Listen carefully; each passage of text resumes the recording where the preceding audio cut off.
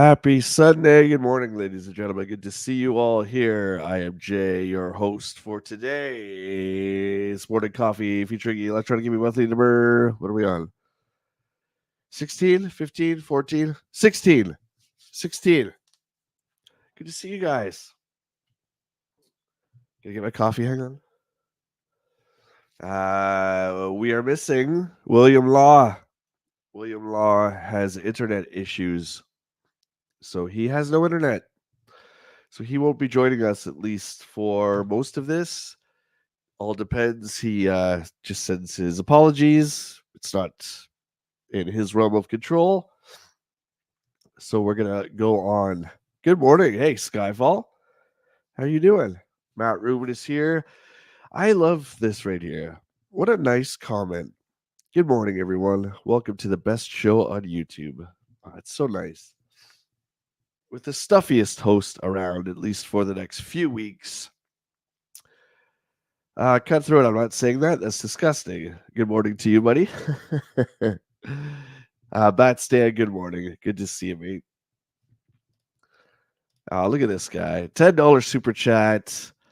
How lovely from JT. Thanks, mate. Very kind of you. Appreciate you supporting the channel. This is how you start a Sunday off. No, Will and I have been in contact all morning, and yeah, he can't help it. It's obviously beyond his control, so it's just gonna be me. So does that mean I have to read Steve and Ed? Oh man. I mean, come on. Right? The cover story, oh my god, I can't believe it. Super Mario Brothers 4. Look at that beautiful cover art. This is another issue that I'm lucky enough to have in my possession. It is downstairs in a tote marked gaming magazines, and one of many totes I have. I don't know where, but it's there somewhere. But I believe this was one of the first issues that I wanted to buy two of because I wanted to take out that cover and put it on my wall, which I never did. But hey, Dale, good morning. Cutthroat says Super Mario Brothers 4 was the bomb back in the day. Don't you wish that it was called Super Mario Brothers 4? As much as I enjoy Super Mario World as a title, I think Super Mario Brothers 4 would have been so kick-ass. 100%. Let's crack open the pages, get your coffee or tea or whiskey or whatever you're drinking ready. Pac Mania. No, thank you very much. Skull and Crossbones, another Tengen game. Another Tengen game. You know what I saw, guys, the other day? Right here on the YouTubes, I saw Electronic Gaming Monthly Reunion Editors Panel that I might do a react video to. I didn't watch it all, but it was all the old editors getting together. I think it was at a con maybe last year. Just one of these things that stumbles upon my feed, and I was like, oh my god, that's so amazing. Wow, look at this bright yellow. I can't see. Hang on. We are evolving. We are all evolving. All of us, because we all work at EGM now. We're evolving. We have this bright yellow cover, or page, I should say, which I don't really mind. It sure gets your attention. We got so many different categories here. We have the review crew, we have gaming gossip, we have the next wave of games coming out, Outpost Genesis, Atari Adventure, Turbo Champ. Now, this I see is where EGM really tried to make it known to everybody that they were not biased for any one company. They wanted to represent everybody equal. That'll wake you up fast first thing in the morning. Yeah, it's bright. Oh, here you go. Who's a Godzilla fan? I know there's a few of you guys out there talking about the new Godzilla last few weeks. Toho's Godzilla. I played the NES one back in the day. I never played this Game Boy one. One sec.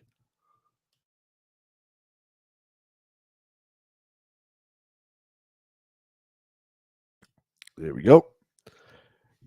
Yeah, so any Godzilla fans? Stanley, yeah. This is what game is that? Pipe Dream. We completed a phone survey recently to try and get a grasp on exactly who our readers are and what they like and dislike. Oh my god, Steve is the best. They did a phone survey. I would have died back in the day if they'd called me. I know they're not making calls outside the US. I'm just saying, how great would that be? Hi, this is Steve Harris from EGM. Just wondering if you read Electronic Gaming Monthly. I'm like, oh my god, yes, I do, Steve. Because that's how I sounded back then. DJC, good afternoon. Grab yourself a stool or a chair and your coffee. So we got a phone survey. That's pretty cool. As we've said in the past, we put Electronic Gaming Monthly together as game players for game players, including the information and stories that are exciting and newsworthy. Witness this month's cover story on Super Mario 4. Unlike other mags, EGM hunts for the news behind the games. We spare no expense to guarantee that the info we publish is accurate, even if it means traveling across the waters to Japan or Europe. Woo!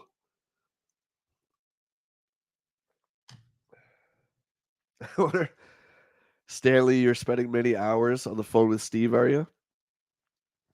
You're in the US, yeah? You should be fine. I think he was in Illinois. I think that's where EGM was based. It should say here. Yeah, we looked up the area code before, right? Hey, Severus, good morning, dude. Good to have you here. I wonder how many people hung up the phone on Steve, Matt says. Yeah, poor guy. To get to this month's cover story, we visited the 1990 Nintendo Expo in Tokyo. Much like the Consumer Electronics Show that is held twice a year in the States, this convention gives Japanese Nintendo companies a chance to gather together to put all of their latest titles on display for public and trade exhibition. This year's show wasn't only special due to the unveiling of a variety of great new softs. We hate that word, softs. New software like Double Dragon 3, see page 28, and Lola 3, skip.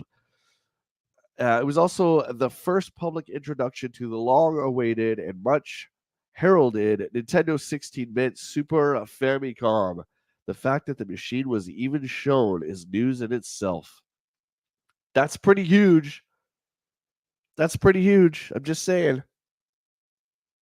How about Sweden? What the hell does that mean? They go everywhere. If there's gaming to be had in Sweden, EGM got you covered. Packers, good morning. Fire, beer, rock on, cool guy. Good to see you, buddy. So we finally get to see. We still don't have the North American release date or name yet, but that's okay. The Nintendo Super Famicom is being launched with the latest installment of the Super Mario Brothers series, Super Mario World. See page 42, 43. What? Thanks to the courteous people at Nintendo's parent company in Japan, you can read and see exactly what the game is all about. Exclusive info on the scale that you won't be seeing in any other game magazine, Game Pro, or non gaming publications. Okay, we're not going to read all of this because I got my work cut out for me today on reading already. Okay. So if you guys want to follow along, you can do so. Retromags.com. You can search Electronic Gaming Monthly number 16. They have all the archives of all the old gaming publications. Link should be in the description of this. Thank you, Steve, for another great editorial. We can't wait to check out Super Mario 4 World 4.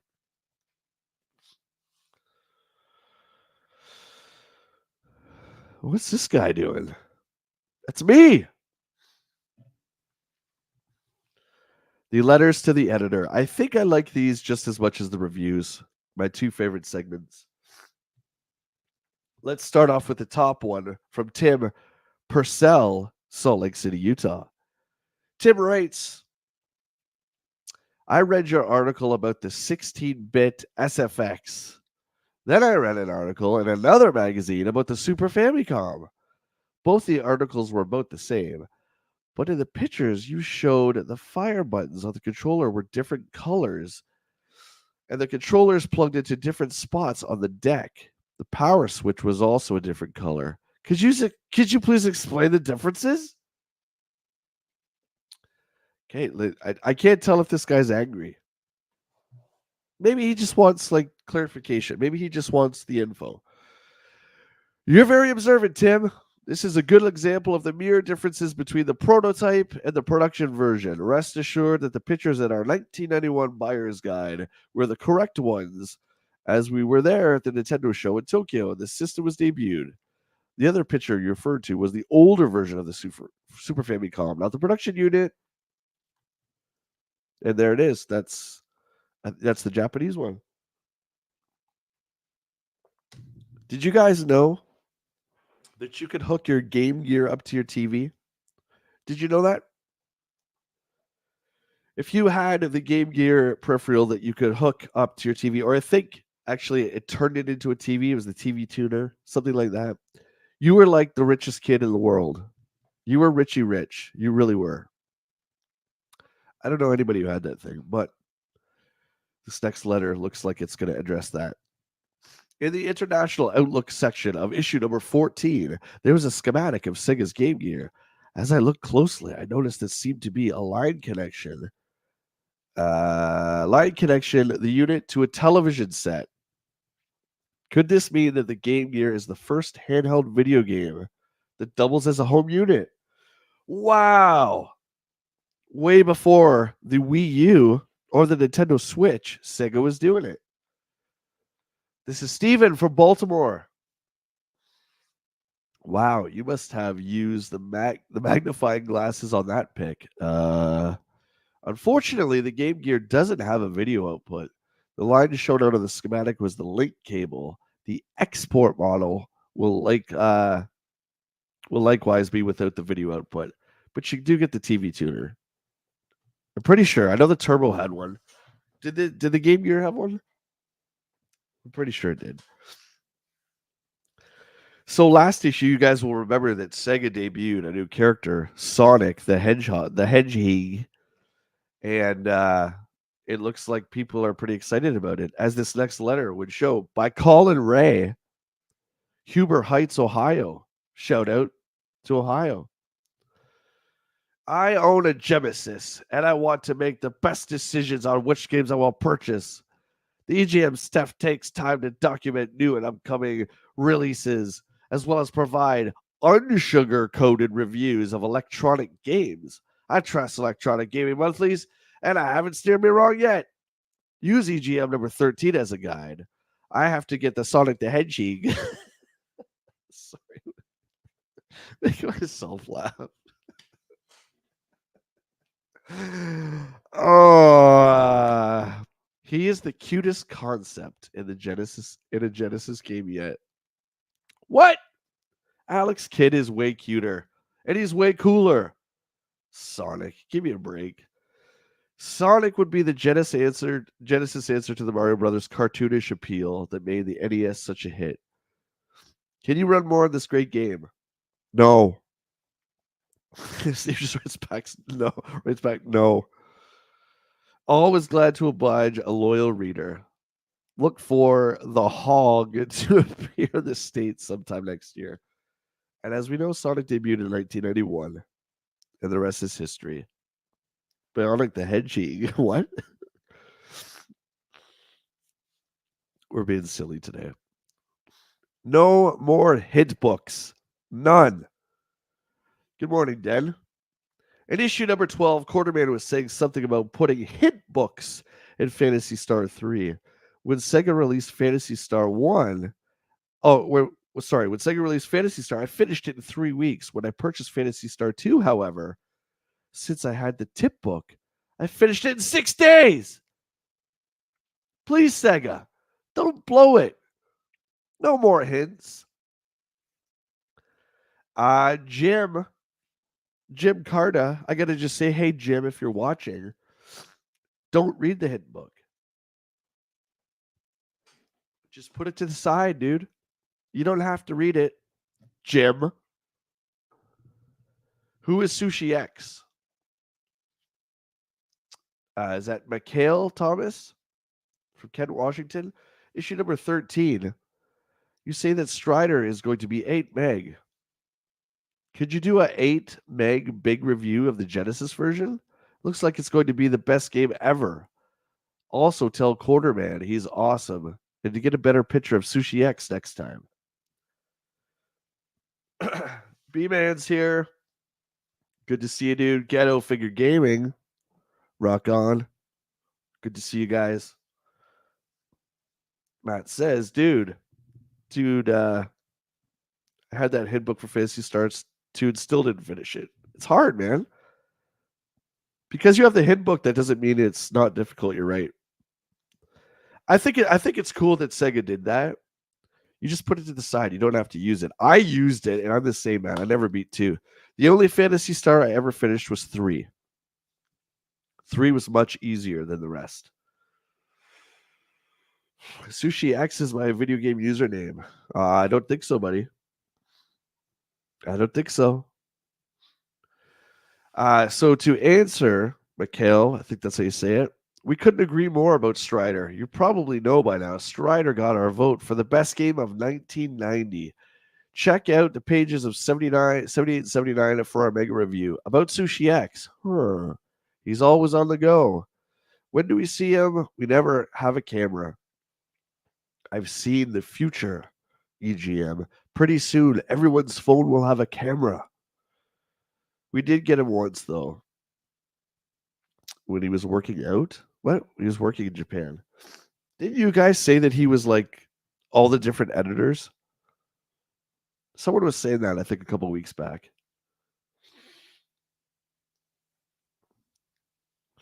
Well, Matt says Phantasy Star 3 is probably dumbed down due to too many people who are complaining about how hard it was. Not like FromSoft nowadays, they just keep punishing players. Phantasy Star 3 was also different. Art style wise, the generation choices they made, it almost feels to me like Phantasy Star was a different game and they put the Phantasy Star name on it. I can't confirm that. That's the way it feels to me. It's the only one that looks so different in the 4. Ken Williams was Sushi X for the most part. They needed someone to fill in, a random editor stepped in. Okay. That's blows my mind that I just found this out. It really does.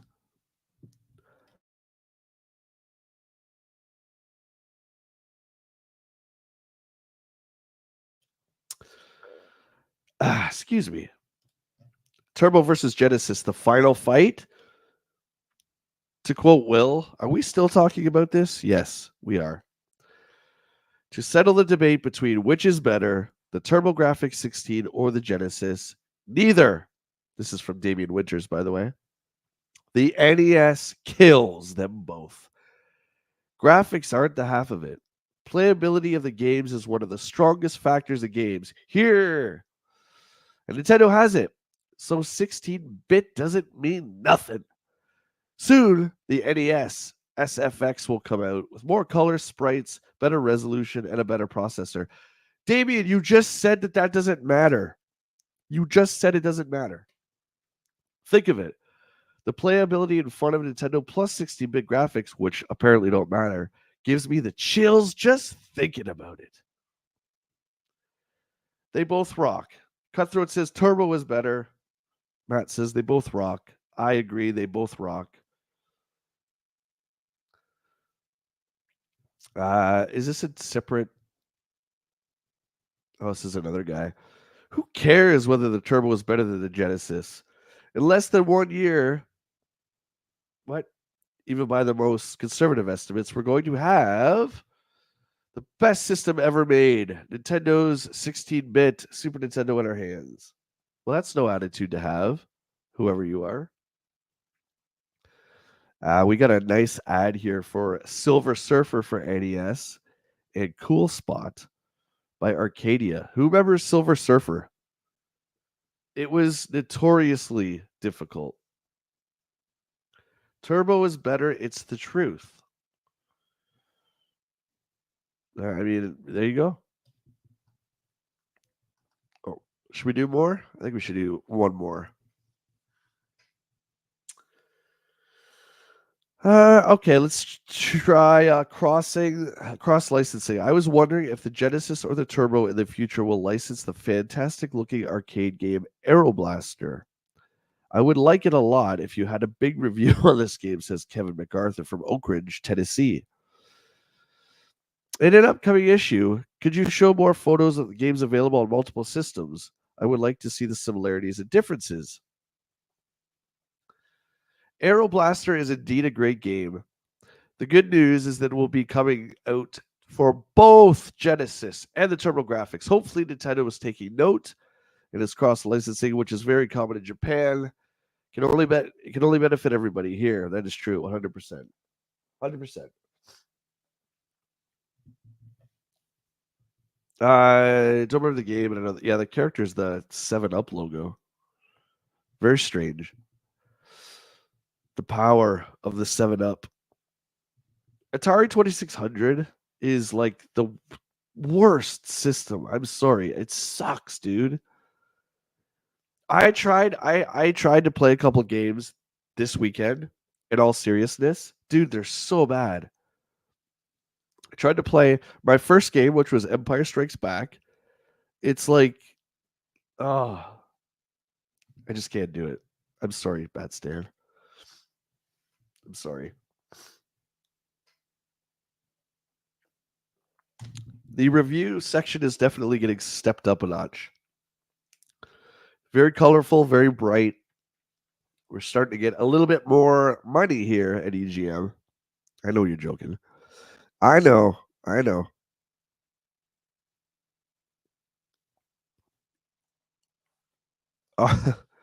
Well, you said I know the character. I figured you knew who Silver Surfer was, so I figured you're talking about Spot. I think all of us know who Silver Surfer is. I would hope. He's that guy, right, who fights Darkseid? What? So we have Ultima Avatar. Confession time. If I have played Ultima, I don't remember. I think I was pretty loyal to Phantasy Star back in the day. That was my game. I loved Phantasy Star. Final Fantasy was pretty good on NES, obviously. Masterpieces on the Super Nintendo. But I was pretty loyal to Phantasy Star. RPGs also weren't my favorite back in the day. Ultima looked very complex. So to me, I never really played it. Again, there's so many games out there. You know, your parents take you to the game store. You can rent one, maybe two games if you're super lucky for the weekend. Do you know what I mean? So I'm going for the big games on the list, although this got great reviews. Anybody play Ultima? Bet you TJ did. Stanley says Ultima was brutal hard. I've heard that. Let's see what Steve and Ed are up to this month. And we got Sushi X. We got Sushi X too. And I guess Martin. I don't want to leave Martin out. That's not fair. So Steve this month, the head honcho, has been squirreled away in the office ever since he got the Super Famicom. Super Mario World seems to be the best of all the games. I wish you would share. I wish you would share. Ed has been quiet this month with no new foreign trade shows to go to. He is tinkering around with the new Amstrad game system, plus playing some of next year's Turbo CDs. Ed is, oh, dude, I love him so much. He's such a hipster. So Steve has the new Japanese Nintendo, the Super Famicom with Mario 4, this little indie title. Everyone around the planet is so excited. Nah, Ed's playing the Amstrad. He's playing that. He's checking out next year's TurboGrafx CD games. And I love you, buddy. I love you. JT, you played Ultima Online. Cutthroat says, nope. Matt, I played Ultima Online, if that counts. Sure, of course. Nobody played this one, though? That's fair. So, Ultima from Steve. Oh, I guess let's check it on Sushi X. Okay, we give up. Sushi X, if you read this, please call. We haven't heard from you in weeks. Why do we keep getting faxes of your articles from arcades in Tokyo? Ah, he's very mysterious. Very mysterious. So Ultima got an 8 from Steve. Okay. So it's for the RPG crowd. There's still no denying the fact that Ultima is now the sequel. Okay. This is not me.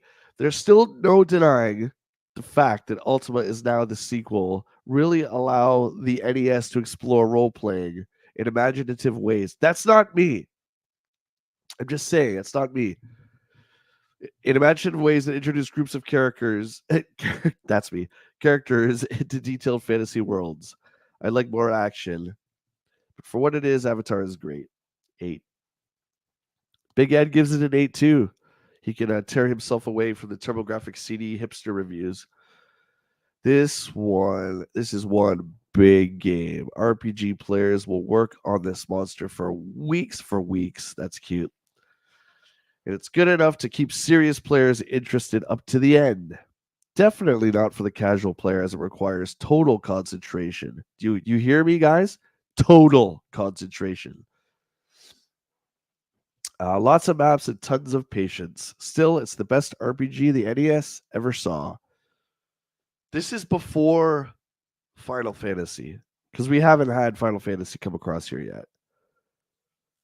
So that I can believe. Unfortunately, when Final Fantasy comes, it's over. Yo Noid by Capcom. Man, you want to talk about like brand mascot wars. Yo Noid, for anyone who remembers, he was the Domino's pizza mascot. Remember those commercials? Yo Noid and Capcom made this. Steve gave it a 5. Wait, I think I have my effects here. Hang on. I'm just gonna test this out. It might be too loud. Hang on. Oh yeah, I did. Yeah, here it is. Steve gave it a 5.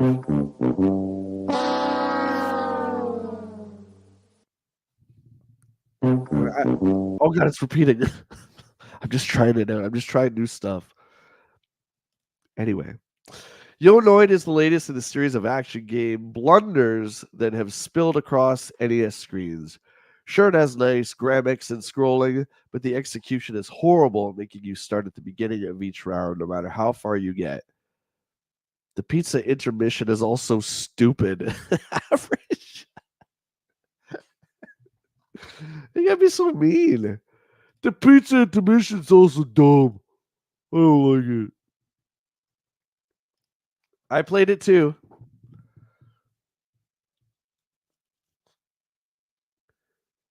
Yeah. Yeah, it's the Domino's pizza. I just said that. Come on, there's going to be a quiz on this after. Ed gave it a 6. Noid is a strange game. It seems more for the younger player, but it's too difficult for them. Experienced players will like the challenging gameplay, but not the character. I agree. The character's lame. It is going to be one of those sleepers which just won't get any attention it deserves. Well, do you like it or do you not like it? I think it didn't get the attention and it doesn't deserve it. Screw it. 5, 6, next. Sushi X gave it a 4. Little Nemo, another Capcom. I think he does cut through it. I think he does throw the pizzas. I really do.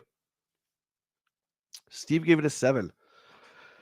This game represents a downscaled version of some of the best action adventures, successfully captured the proven gameplay and mixing it up with some nice pastel graphics.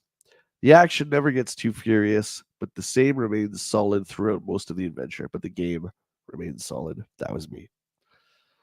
7. I never played Little Nemo. How about you guys? Another Capcom? I mean, I would have wanted to try it. I must have tried it just because it was Capcom and I was very quickly falling in love with that company because they just make incredible games. Even something like this, I would have wanted to try simply for the fact that it was Capcom. I gave it 30 minutes or less. Oh, that's good. That's good. Very funny. I like that.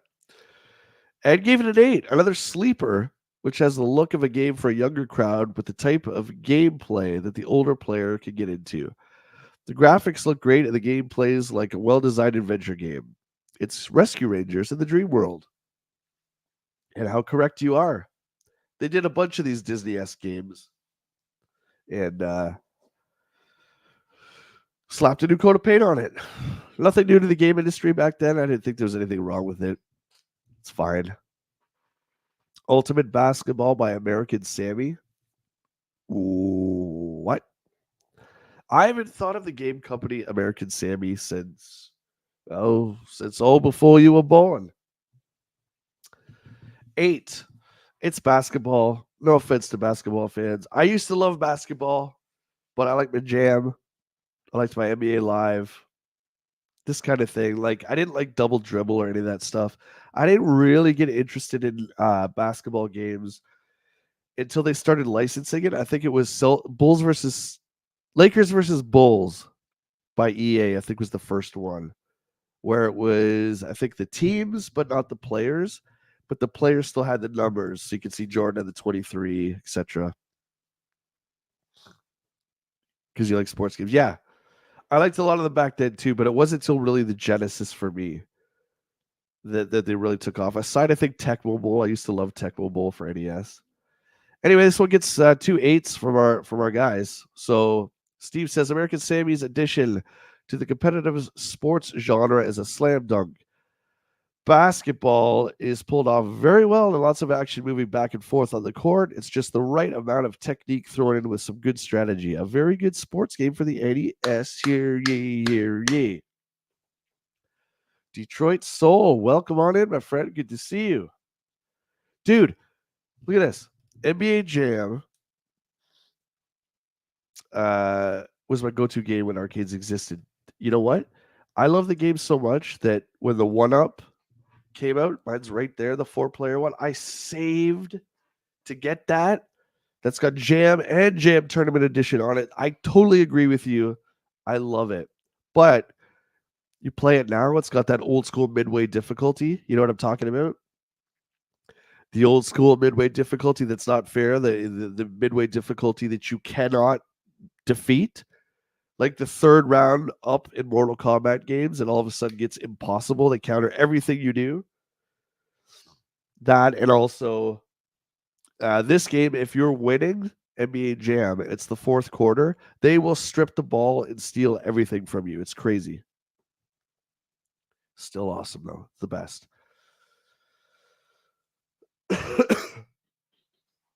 Did you want me to call you Shadow? I can do that, man, but I just read the screen names. Yeah, Willie's internet's still down, so he's not here today. So I don't know. That obviously means his stream is probably postponed at least till maybe tonight. I don't know. Yeah, he's been out since last night because he was supposed to stream. Geez, it's been like almost 24 hours now. He was supposed to stream yesterday, same time I did Fallout.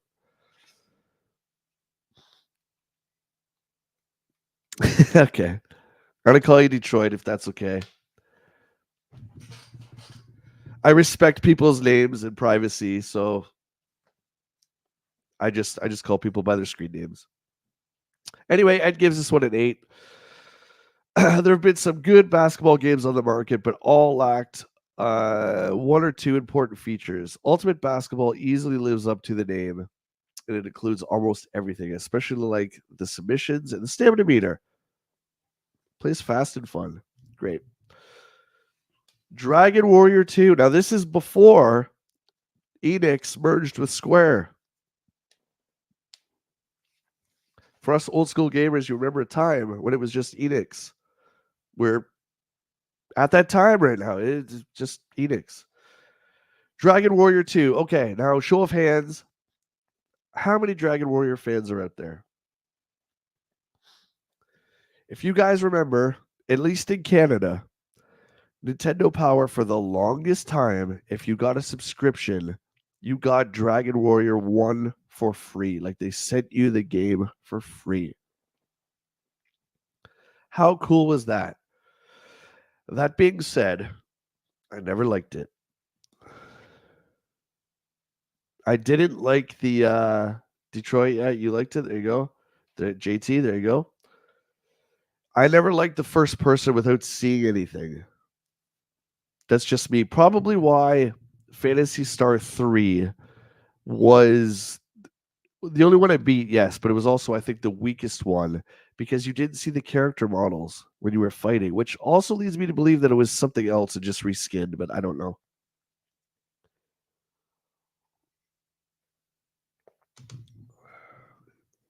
Stanley played it too. I hate fun, Jay Bartlett. Yes. Which is why I play half the games that I play. Matt says it's funny that they're trashing on Dragon Warrior because Dragon Warrior got me hooked on RPGs. Did you get the free card? Man, that was JT in the US too. Yep. Okay. I figured you guys like if we got it, of course you guys got it way before us. So I figured that. 6. This is number 2. And I don't remember them reviewing number 1, but they must have. Number 2, 6 from Steve. Taking off where its predecessor ended, Dragon Warrior further journeys into the land while totally original plays out in the fashion that is similar to Ultima. The game just doesn't retain the same enthusiasm, and while it may be a huge hit in Japan, it misses the mark in my book. Huh. Fair. Well, Ed gives it a 7, slightly better. The main problem that Dragon Warrior 2 has is the bad reputation that Dragon Warrior has on the NES RPGers. What? How did it have a bad reputation, Ed? Dragon Warrior 2 is a sequel better than the original with a very long quest and plenty of challenging situations. Like Ultima, it's only for serious players willing to devote lots of time to a difficult quest. Well, I don't think that should be held against it. Not every game made, especially back then, was for everybody, right? So I certainly don't care that it's hard. I never beat Phantasy Star 2. I never beat Phantasy Star 1. I never beat Phantasy Star 4, but I still adore those games. Those games scare me, man. They're for real difficult. The Adventures of Jackie Chan is for. Did this come out? Can somebody check if this came out? There was a Jackie Chan adventure on the TurboGrafx. I don't remember one for the NES. Can someone do a quick check? This is by Hudson Soft, so it's going to be probably similar to Wonder Boy Adventure Island, which was a terrible clone of Wonder Boy in almost every way. 7. While the name may not ring a bell at first, it shouldn't shy you away from what it is. In reality, quite a good game. This is like nobody knew who Jackie Chan was. That's so crazy to me. Mixing elements from both action games and other popular games, Jackie Chan puts together a challenging assortment of enemy characters and bosses. Give it a try. $80, kid. Give it a try. Speaking moistly, good morning. Welcome in. Yeah, I don't remember it for NES. I remember it for Turbo. But that doesn't mean it doesn't exist. Who knows? I can't remember what happened yesterday. 6 from Ed the Hater. Jackie Chan is another average punch and kick game. Nothing really out of the ordinary here. And although it is an interesting game, it just doesn't have the uniqueness or contain anything out of the ordinary to make it stand out from the rest. Jackie Chan Action Kung Fu for NES, though? Or for Turbo?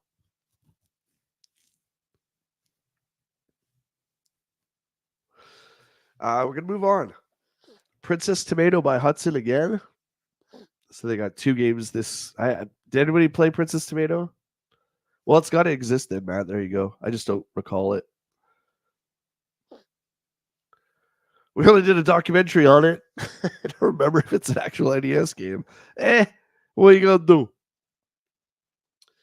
Princess Tomato gets a 7 from Steve. Yeah, I never played this one. Never played this one at all. Although the adventure and role play aspect of the game may seem like a little far fetched, it gets an enthusiastic round of support from me due to the lively graphics and original way the storyline progresses. It bogs down in many places, but it's right along the way. Well, let me tell you something. Ed hated it. 5. With a cast of characters out, I got to do a different voice for Ed. This is usually Will's guy. I don't know. I feel like my stuffed up nasally voice won't do it any justice, so I'll just keep reading. While the cast of characters out of the garden, take 2. With a cast of characters out of the garden, it is hard to take this game seriously. I never did care much for the scissors, paper, stone type of fighting, and I still don't. It's a beginner type of quest game and only average at best. Rock, paper, scissors. As much as I go on and on about how I'm fond of and love the Alex Kidd series, that is the one flaw. Well, Alex Kidd has many flaws, but that's the one flaw of Alex Kidd I can't stand, is that the boss fights are all paper, rock, scissor. It's stupid. Way of the Warrior. Dude, that was Naughty Dog. I think that was their first game. Way of the Warrior is brutal. It had a score by Rob Zombie, or it might have been White Zombie. I still think he was with White Zombie at the time, actually. Do you remember Detroit? Do you remember? I always screw up the name. It's called Kitsumi Ninja for Jaguar. It was only slightly better than Way of the Warrior. It was another one-on-one fighting game for the Atari Jaguar. But dude, it was horrific. You had the one Scottish fighter would pull up his kilt and shoot a fireball out from his, you know. Look it up, man. I think it's called Kitsumi Ninja for Jaguar. But yeah, Way of the Warrior is brutal.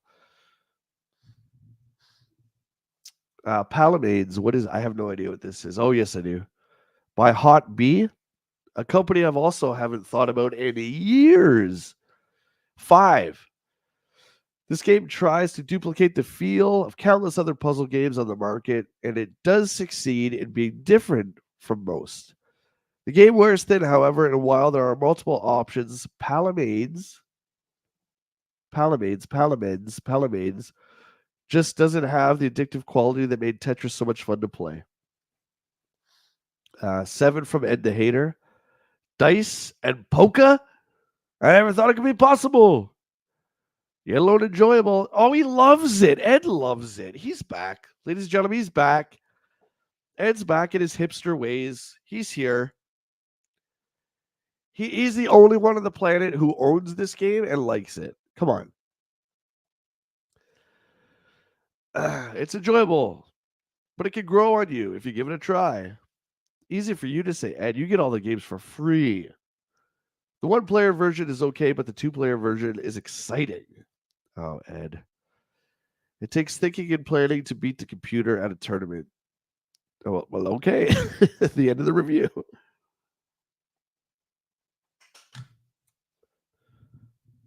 Moving on. Super Monaco. Oh my God.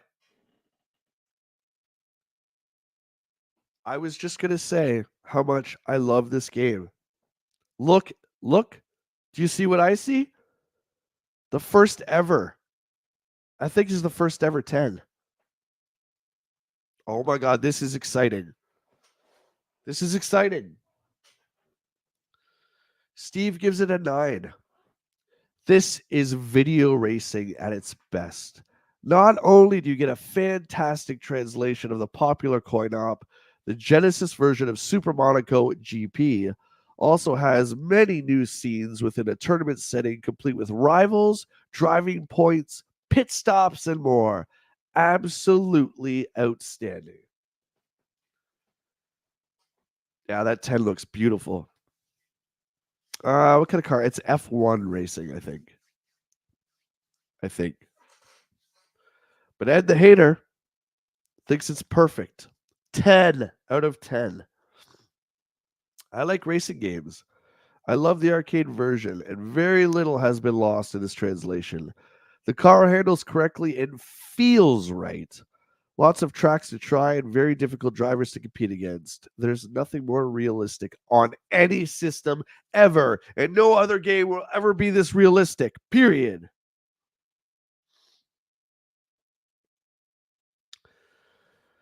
Let's highlight Detroit here.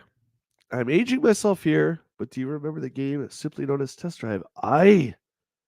Dude, aging yourself how? Like, I don't know if you're a lot of people who turn up to these EGM reads are around my age and Will's age. Will's a little bit younger than me. I think Will's like 6 or 7 years younger.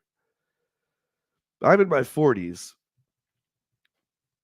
So I am proud of my age because I'm proud to say that I lived through every single video game generation since the beginning.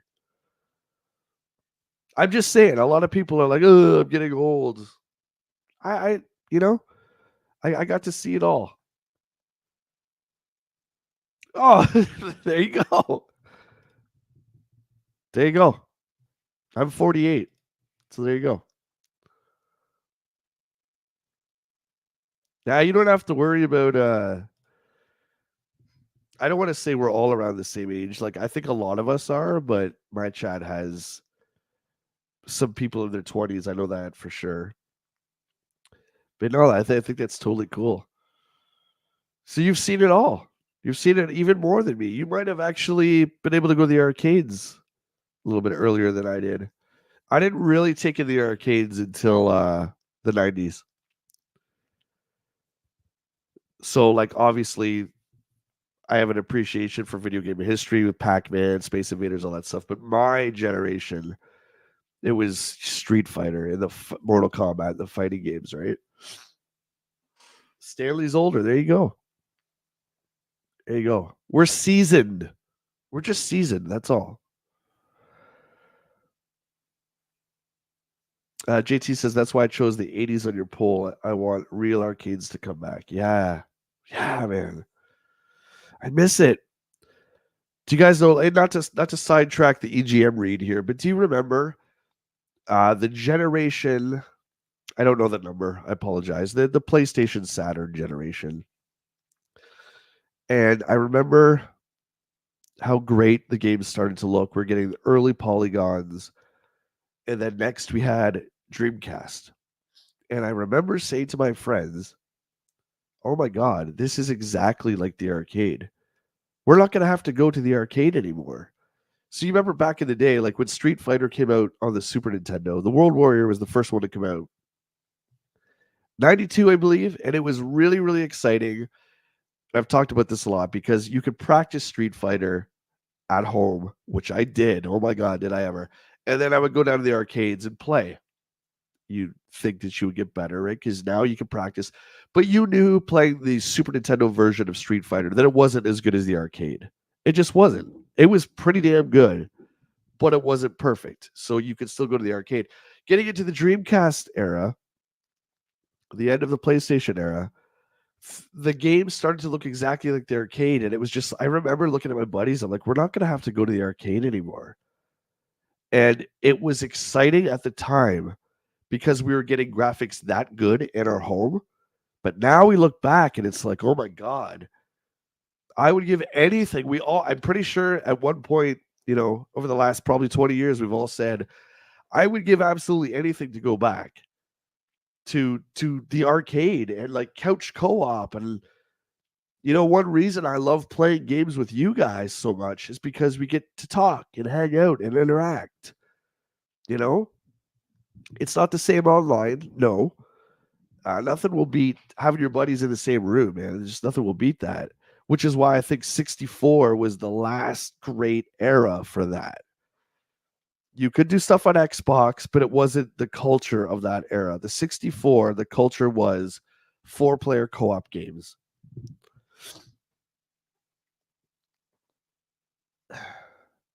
Speaking Moistly says, We did miss out on Pong in 72 or Tennis for Two. Yeah, you're right. Tennis for Two. Yeah, in computer space. Yeah. And then there was Willie Higginbotham's Tennis, which I don't even know if you could play it. Mortal Kombat 1 in the pool hall. I used to frequent. Oh my God, the memories. Dude, you're telling me. Remember putting your quarter down? So I'm taking it you were more MK. See, I was more Street Fighter, but I played both, right? Do you ever put your quarter down when you're challenging somebody? Just put your quarter down, just smack right on the stick, just back off. And then the guy's playing, then he kind of glances over at you, looks at you, it's like, oh yeah, you're next motherfucker. You know, it's like, yeah. And you stand back with your arms crossed. If you were any good at it, which I was okay, you stand back, you like try to intimidate them, which I'm already short. And back then I was really, really, really, really short. So I didn't really intimidate anybody. But a normal sized person, that would have been the intimidation factor, right? JT says, yeah, unfortunately, I did say the same thing. Stop going to the arcades. Well, in North America, they're still thriving in Japan. They always have. Here, they died. And there was some great stuff that came out periodically, and I haven't kept up with arcade releases. Honestly, I haven't. But we got stuff like Mario Kart Arcade, which still to this day has not come out on anything. Christoph, what's up? Good to see you, buddy. Good morning. Speaking Moisty says, I lived in the middle of nowhere, so arcades were not a thing for me. So you were obviously more into the home stuff.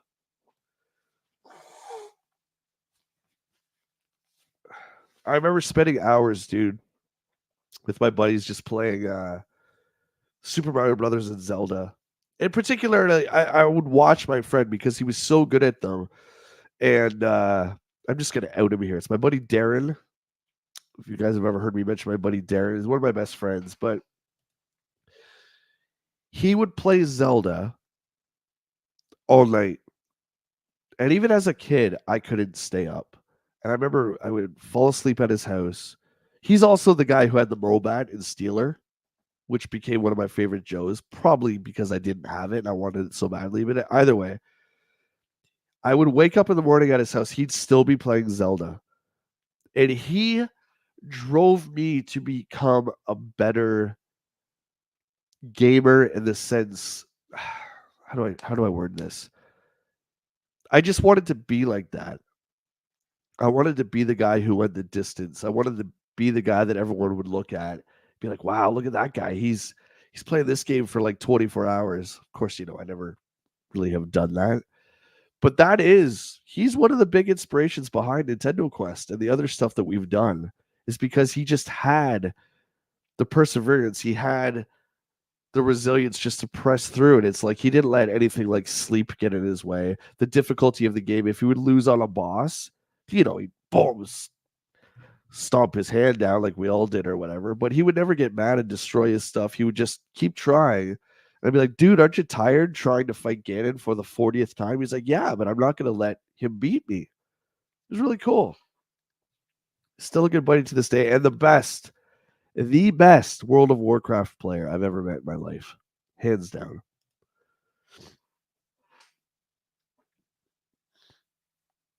We were not around for the first video games, but we did see the explosion. Oh, well, we saw the death, you mean, right? Yeah.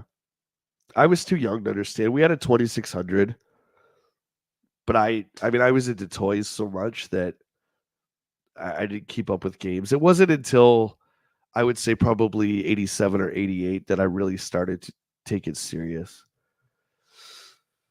We're going to do a couple of shooters here. Genesis shooters, one from Renovation Whip Rush. I never played Whip Rush. On the Genesis, I was a big fan of Thunder Force 2 and 3. I played those. Truxton was another great one that I used to jam around with.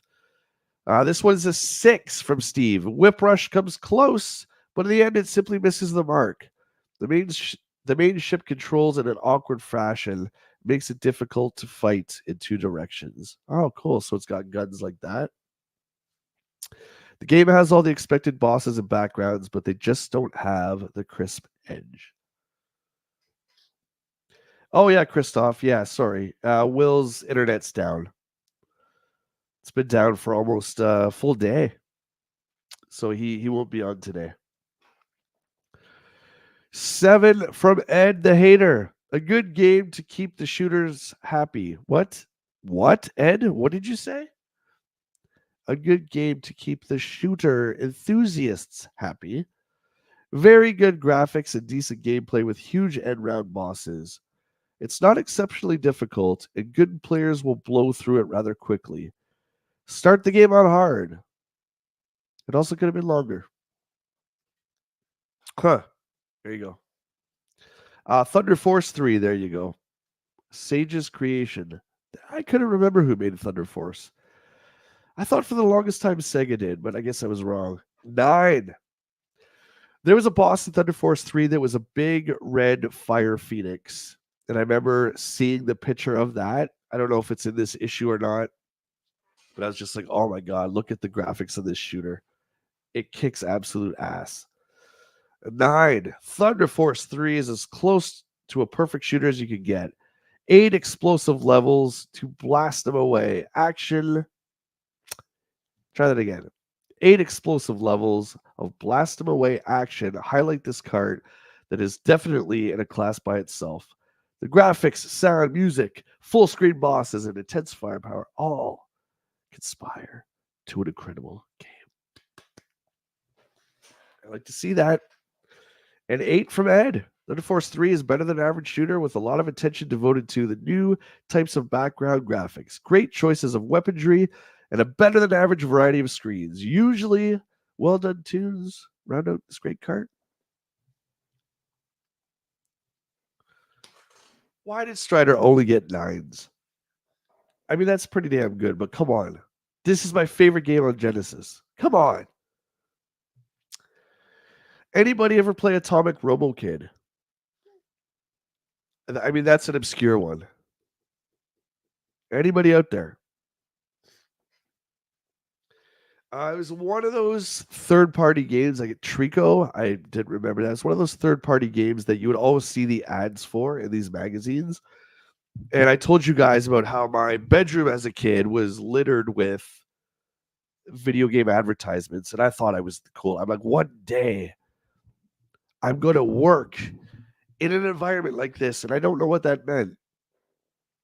But I wanted to be surrounded with video game ads because I wanted to make sure that whoever stepped into my video game world knew that I loved all video games. Atomic Robo Kid, never heard of it. Did play it, yeah. I think I eventually did play it, but it's one that's always eluded me. 6 from Steve. Atomic Robo Kid looks nice, but the main character controls in a sluggish manner, and the variation of the gameplay is limited. The bosses are different from most games, filling up more than one screen in some instances, but the action and technique just isn't there. And 7 from Ed. It's been a long time coming, but the junior robot is finally here. Lots of different screens, some interesting battles, and a few different intermission dialogue screens. That just doesn't sound right. Standard weapons, but the buy shop is a good idea. A lot of those old shooters back in the day, like Capcom's Forgotten Worlds, had a store. You would collect coins or whatever currency it is. Along the way, a shop would pop up so you can upgrade. Just a different way, right? Instead of getting power-ups dropping from enemies. Columns. Wow. I don't know if I agree with this. Columns is a great game. Even if you're not huge into puzzle games, it's fun. It's different than Tetris. Interesting. 6 from Steve. Columns is the first attempt by Sega to reproduce the action and strategy of the Tetris-style game for Genesis. The game is unique and plays good, but it's not in the same league as Tetris. A nice diversion with the usually well-rounded 60-bit features, but not incredible. Come on. Come on, Steve. It's got to be higher than a 6. And Ed gives it a 7. A fantastic game that is just different enough for Tetris to develop its own following. It is better than Tetris in that you have to think in more than just the typical horizontal and vertical directions. By adding diagonal matches, throws in the third dimension. And at last, we have come to the game of the year for 1990, according to Electronic Gaming Monthly and myself, which would be Capcom's Strider. But Strider for the Genesis was translated by Sega. It was not put out by Capcom. Nevertheless, it gets 9s across the board. So Super Monaco GP got higher scores than Strider. That's crazy. Like Ghouls and Ghosts, the Capcom arcade translation is done to near carbon copy perfection on the Genesis. The 8 meg, which by the way was huge for a cartridge back then. The 8 meg power inside the cart displays some of the best graphics ever, and combined with the strong play mechanics blend together and create an awesome game. For those of you who never played Strider, you really owe it to yourself. One of the big notable things of Strider compared to like the NES predecessor was that Strider himself was so big. And as you can see by the gorilla, it's not really a mini boss. It was just kind of an enemy. They were just huge. And the hipster gives it a 9. What a game! It's unbelievable with just a little bit more memory can do to a card. Everything is here from the coin op, and it plays fantastic. Spectacular graphics and decent tunes and a great gameplay. One look, and you'll see why this is Game of the Year. I couldn't agree more. Speaking moistly, by explosion, I meant we saw Stickman level graphics evolve to an insane quality you see today. What did I miss? Oh, yeah, I got you. Oh, yeah, I missed this comment by you. I was always a PC gamer. Remember making my own games on the Commodore 64. That's cool. We have another channel member here, TJC. I think Commodore is his favorite. But yeah, he could definitely relate to that stuff. I never had the Commodore or the Amiga or IBM anything or any kind of gaming PC. So that's a part in gaming history that I've missed out on. Thankfully, Steam has a lot of this stuff. It's pretty cool.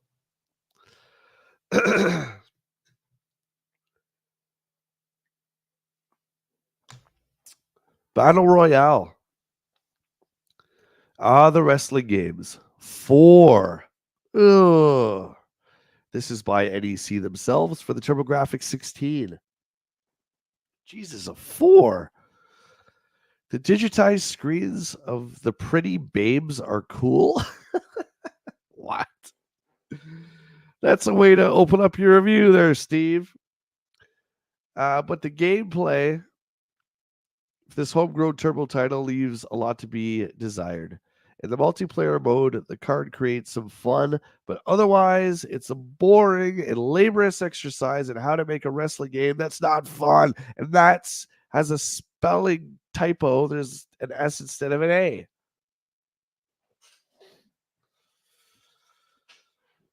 7 from Ed. It's good to see that the game can be made for players to have fun. So he's saying the exact opposite. So Steve is like, this game is no fun. And Ed's like, yeah, now I'm going to play the Amstrad. You can play your little Super Nintendo. I know what fun games are, okay, Steve? It's good to see that games can be made fun for players to have fun. One advantage of the Turbo is the 5-player Turbo Tap is used effectively here. I think it's one of the only games, right, besides the sports games that use it. It's like the 4-player adapter. But 5 guys together, there'll be more wrestling in front of the TV than on the screen. What? No comment. Bravo, man.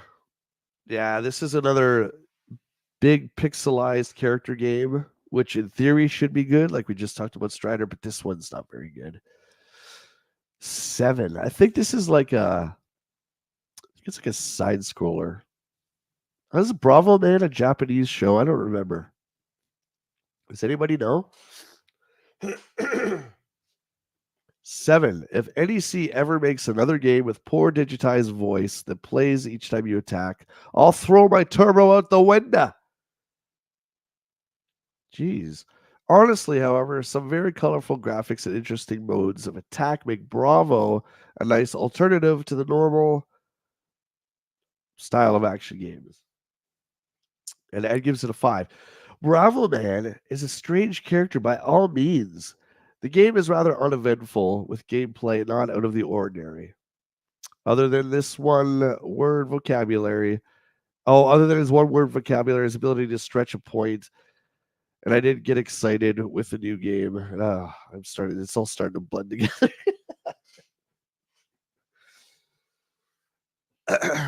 There's a lot of reading. I'm just saying. It's a lot. At least let's blame the review crew. The way they're worded, it's all their fault. Hey, Vickman. Happy Sunday. Tell me, how warm is it where you are? Sunny and warm, and you're in the pool and all that. I'm so jealous. I already know what you're going to say. We are moving on to Tiger Road. Tiger Road, I believe, is another game by Capcom that was ported over by NEC. Tiger Road is another middle-of-the-road fighting game that introduces your character into a multitude of vertical and horizontal scrolling adventures. The action is nothing revolutionary, but it's presented well. It's supported by some clean graphics and sound. Woo! Curb Stomp Films is here. Good morning, dudes. Happy Sunday. Good to see you, mate. How are you? Love the hat, by the way. I don't know if I've ever told you that. I love that hat. Always wanted one of those. The Urban Sombrero. Remember that show? Remember Seinfeld? Ed hates Tiger Road, and he gives it a 4. It's a storyline which we've seen and played many times before. Perhaps it's still exciting for younger players, but there's a lot better turbo games out there for inexperienced gamers. Perhaps it'll look better on the Turbo Express tiny screen. The hell does that mean? The hell's an aluminum falcon?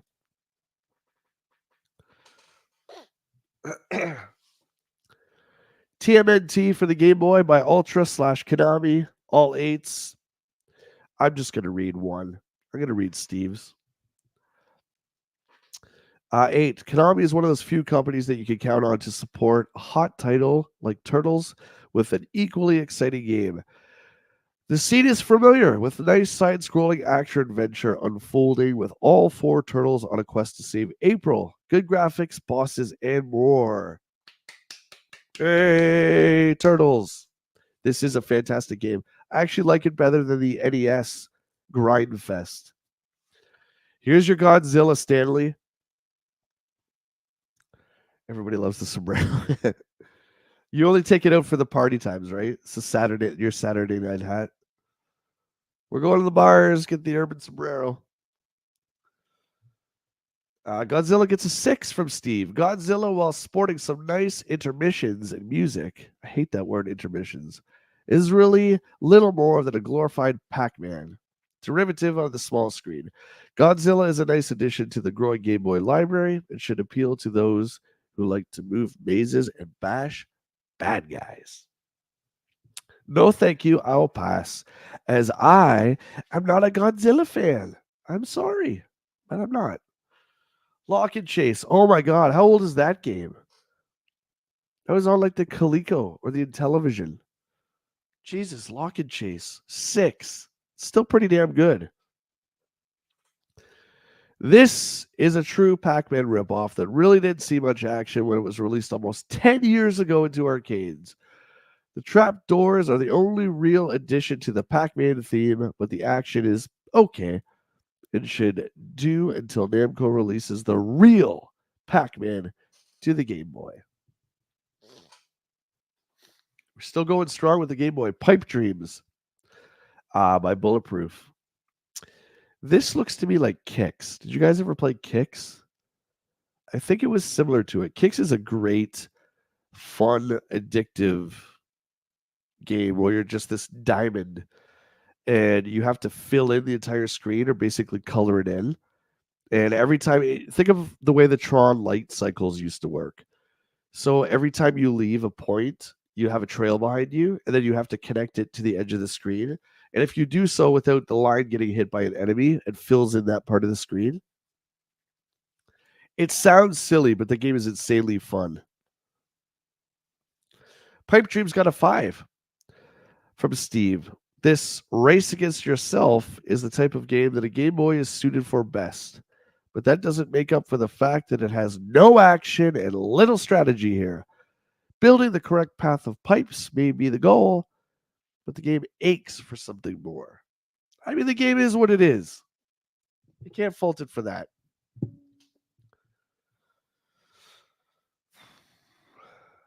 Oh, there you go. 18 degrees Celsius will be 28 in the afternoon. I'm jealous. Because, okay, so this is what we got, dude. In the last 24 hours, it was freezing cold, then it was hot, then it was freezing rain, then we had thunderstorms this morning. Hence why I sound like this. I just want to live somewhere where it's hot all the time. I just do. I really do. Dr. Mario. How would you play Dr. Mario black and white? Huh. Shows I never played it on the Game Boy. Only got a Dr. Mario only got a 4. Dr. Mario is an annoyingly over-involved version of Tetris meets columns. It takes a different approach. It comes up way short.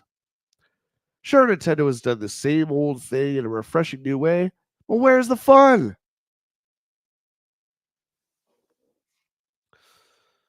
Ah, Cutthroat, spoken like someone who lives in California. For I know many people from California, my friend, and they say the same thing. I want to go somewhere where the weather changes. I also get that. Grass is always greener, right, buddy? I get it. Road Blasters for the Atari Lynx. Oops. 8. This is like pretty mediocre arcade game. I never liked Road Blasters. Like think of like Outrun or Rad Racer, but you have a gun, so you can just shoot stuff in front of you. 8. You got to remember too, anything that was half decent on the Atari Lynx was a big win because you could take it anywhere, right? That's huge. While the left and right movement of this game, it can be a bit tedious once you get used to the handling of your attack car. Road Blasters becomes great fun. The point and fuel advances expands the strategy beyond the normal, make it through the race theme. A very good conversion. Screw you, Road Blasters. I hate you. And we got some nice ads for TurboGrafx here. TV Sports Football. You guys remember all the TurboGrafx sports games were called TV Sports because they were supposed to look realistic, I guess, which they did a pretty good job of. Speaking Moisty says, I used to live in the area where Jay lives. Weather sucks. Mother Nature can never make up its mind. Yep. It does suck. Cutthroat says, I played the TV football. It was great. Yeah, it just, as I get older, the weather is really messing with my sinuses. I've never had like pressure like this before. I hate it. Was this the 3rd time this year I've been this way on the stream? It sucks. It's not like a sickness, right? It's just because the weather, the pressure changes all the time. So I agree. Weather sucks. Quarterman and the gaming gossip. We're only going to do one column here. Let me see. What's a good one?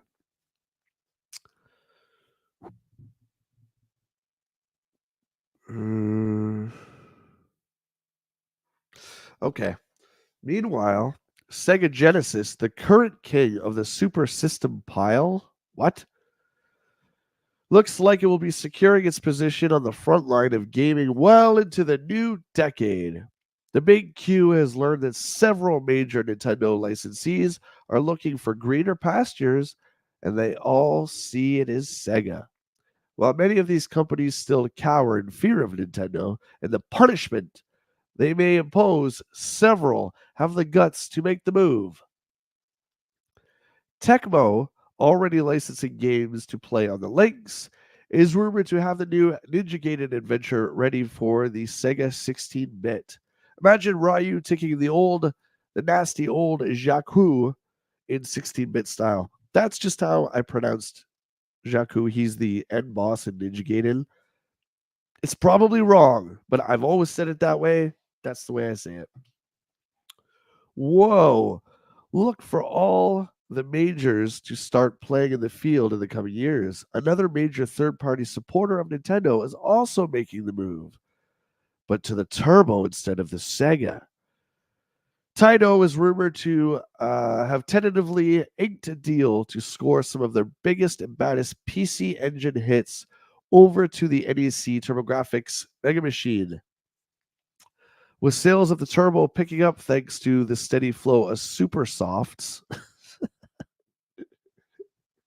Super Softs, and equally depressing drought through Genesis cards, the deal with Taito is sure to secure even more market position for the TurboGrafx. Eh, I've seen the future, and not so much. Curb Stomp. Dude, Jay, I'm right there with you. I have allergies year round now. I wake up in the middle of the night to take an allergy pill. See, I don't take any medication, which is my own fault, right? Because I could clear all this up. I just don't like taking it. So, like at night, I lay down and I feel like I'm going to drown. Maybe I should. I probably should. The Power Glove. Get a grip on the 90s. Oh, dude, look how cool that is. Yeah, get a grip on the 90s. It's a Power Glove. It's all about the Power Glove. Listen to the future boy over here. Tell me something, future boy. Who's the president in 1985? Ronald Reagan. The actor? Double Dragon 3. So we have the next wave of softs, aka games, coming out to all major platforms. Double Dragon 3 was awesome. It was so good. All three Double Dragons were solid on NES.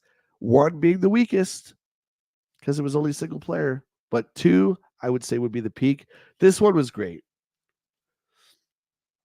Did the Power Glove come in different colors? No.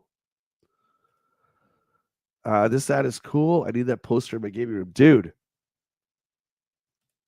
You can get Vickman. I recommend old issues of a game magazine called Video Games and Computer Entertainment, which I used to call the poster book because the articles were the worst of all the publications, my opinion.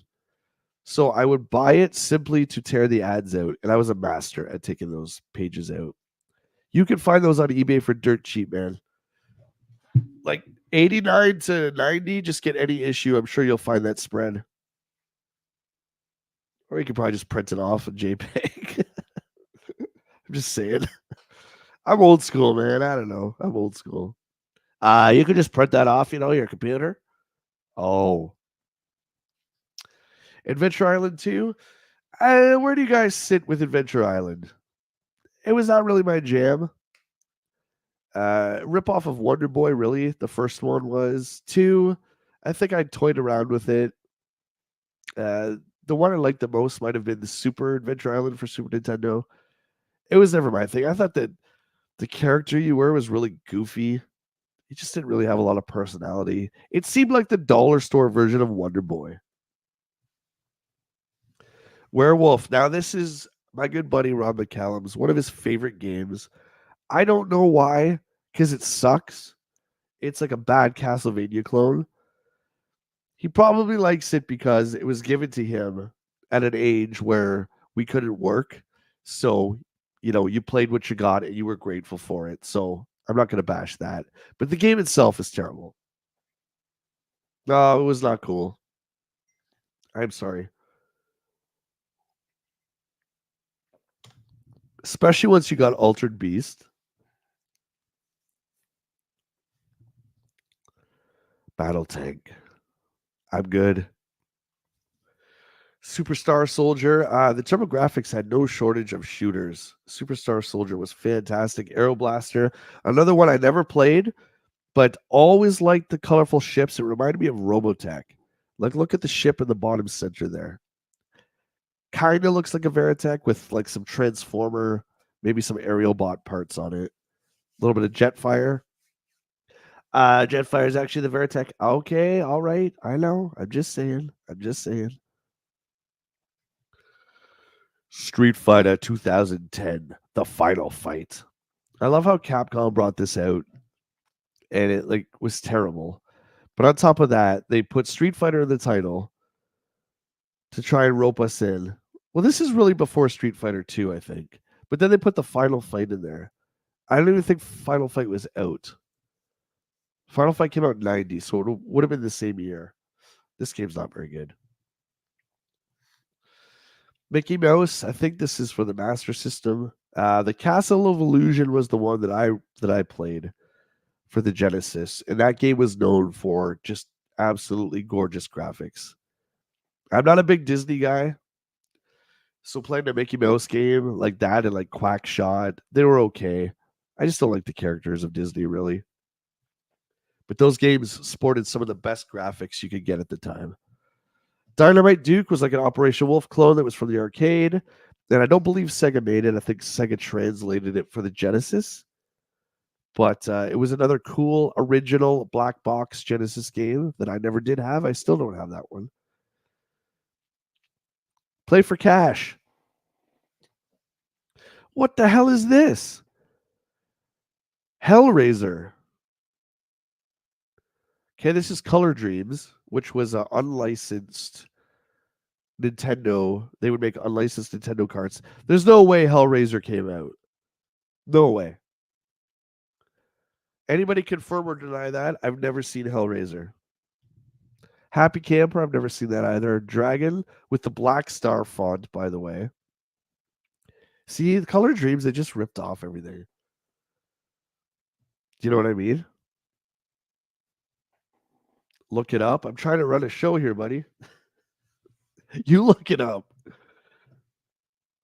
I'm only trying to run a show.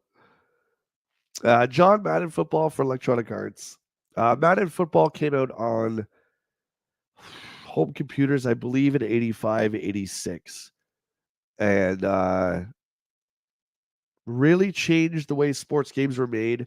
The first Madden, I think it was real teams, but it was something else. You had actual plays that were, I don't want to say they were rote, but they were definitely endorsed by Madden. He had a big hand in creating this game.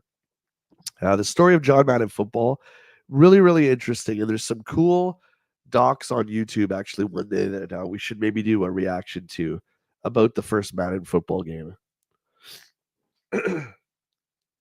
It was a game. Vickman, yes. Madden was a game changer. And I speak very highly of Joe Montana football because my love for the 49ers and my love for Joe himself. That was such a great game, but there's no denying that Madden was better. It just was. Obviously, it's what, the only football game now? Pretty sure it's the only football game. Technocop is a ripoff of Spy Hunter. Is it? Yeah, because you had driving parts and then you had the side scroller. I never played it. I remember it like, yeah, see the bottom left, extreme graphics and bloody killing of people. Yeah, so that's a freeze frame of the dude shooting a bad guy. It's literally like him exploding. That was a big deal back in the day. I remember that still. I never played Technocop. The theme to Technocop is a banger. Really? Okay, well, now I want to play it. I remember, of course, being a kid looking at that screen from this very magazine and wanting it just because of that. This was still before Mortal Kombat. Narc was a pretty big deal due to its violence. I think one of the other controversial games from the 70s was what, Death Race? But this one definitely, it didn't see the sales, so I don't think it got pulled or banned or anything like that, like Night Trap. But Amstrad unveils surprise game machine at London CEX Expo. The Consumer Electronics Show has gone all this time, way before E3 and way after E3. The Consumer Electronics Show was the big showcase in America, in the US, for showing off new video game hardware and games. Speaking Moisty says Tecmo Bowl on NES is the best football game. That's true. That is true. But that's more play action. Like, that's more like arcade style. Madden was like simulator. And then Montana was kind of in between. Yeah, Tecmo Bowl is great. Tecmo Bowl for NES I actually think is better than the arcade Tecmo Bowl, which was already crazy enough. I remember I had 2 screens. It was like super long. It was a great game. The arcade one too had the big, chunky, pixelized characters. Oh, so good. Blades of Steel is the best hockey game. Hockey. I'm going to disagree, my friend. NHL 95 for Genesis would be my choice. I liked the top down view for hockey. Just for me, I like that instead of the not side scrolling, the side view. The Amstrad. This is the thing Ed is playing. It kind of looks like, again, it looks like a toy, right? It looks kind of like the Jaguar. Is there anything on it? There isn't. So these shows have come. Just skimming the pages here. The Amstrad GX4000 is not much machine. The unit sports a Z88 main processor running at a modern 4 megahertz, very similar to the Sega Master System. Wow. The GX4000 also boasts a full 64K of onboard RAM. Oh my God, this thing can pilot a house. Yeah, I don't know much about this thing.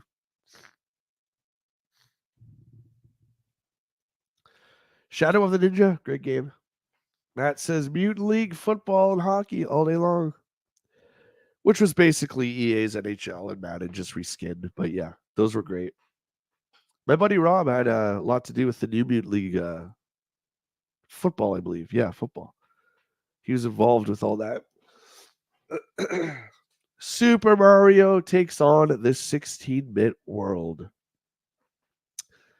Well, I mean, it's history here. This is an early, maybe alpha or beta. But you can see the bullet bill here doesn't have the facial expression. So this is not the finished Mario. These screens were everything. God, if you were alive back then and you were a gamer, you know what I'm talking about. It didn't matter if you liked Genesis, TurboGrafx. It didn't matter. When you saw this, you got excited. Because as great as Super Mario Brothers 3 looked, and it did look damn good, this was on like another level. Like Bullet Bill being that big, just in that screen was everything. And then we got Mario with a cape. And what the hell is this thing Mario's riding? What is this? He's riding a dinosaur? And the dinosaur can lick things and it can spit out fire? Oz, what's up, buddy? Good morning. Happy Sunday to you. We're checking out the feature story, which is Super Mario World.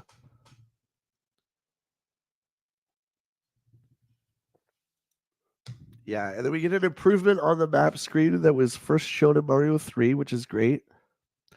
But unlike the map screen in Mario 3, we have multiple levels. Also, I remember this cage screen here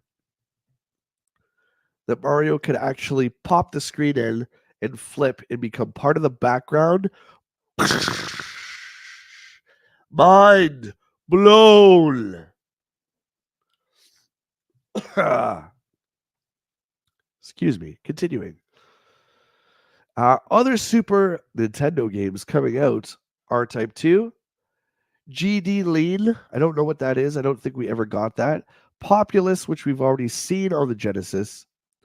Super Darius, which came out. Super Deformer, I don't know what that is.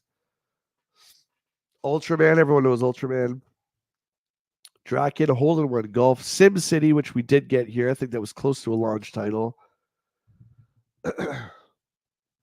Tricks of the Trade, we always kind of skip. Unless you guys want to take a pen and paper and write them down, feel free. But I'm going to go through this a little quicker here. Another Atari Lynx ad, which I love. More Tricks of the Trade. What is this? International Outlook.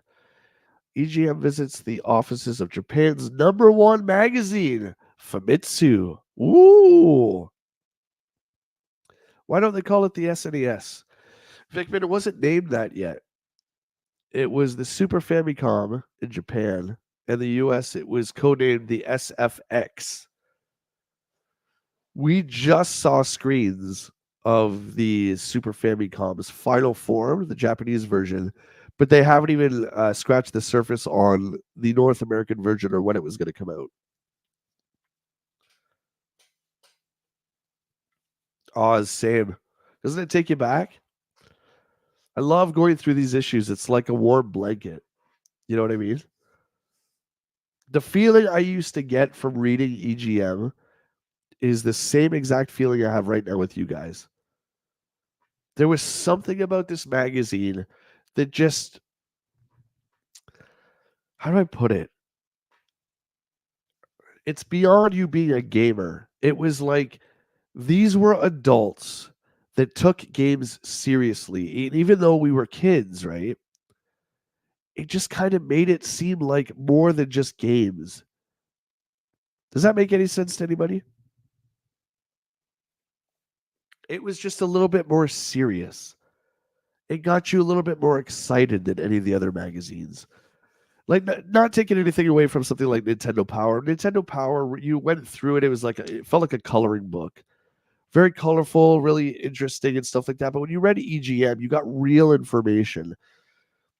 And not just about what was out, but you got information about stuff that was coming to North America. But even beyond that, you got stuff from Japan. And everything, for the most part, came from Japan back then. First, hang on. Oh, excuse me. It made it seem normal to play video games. Thank you. Matt said it. I'm going to put that on the screen. Yeah, that's perfect. Yeah, it made it. Yes. Yes. I love that, Matt. Thank you. It made it seem like you were part of a community of nerds because it was nerdy to play games back then. You weren't looked upon as a cool person if you played video games. Okay. I certainly was not a cool person. But the small group of friends I had that played games, and I hung out with all the different groups, but my closest friends were the gamers. And it made it seem okay. Like you got to know these editors over the years. I remember when Ed finally left and Steve stepped down. It was sad. I remember it when the 2000s era of EGM editors came in with like Show. Show was great.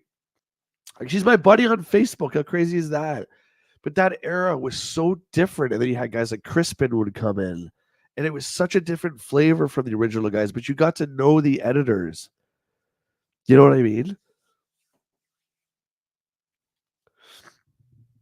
Christoph, what are you saying, buddy? I don't know what that is.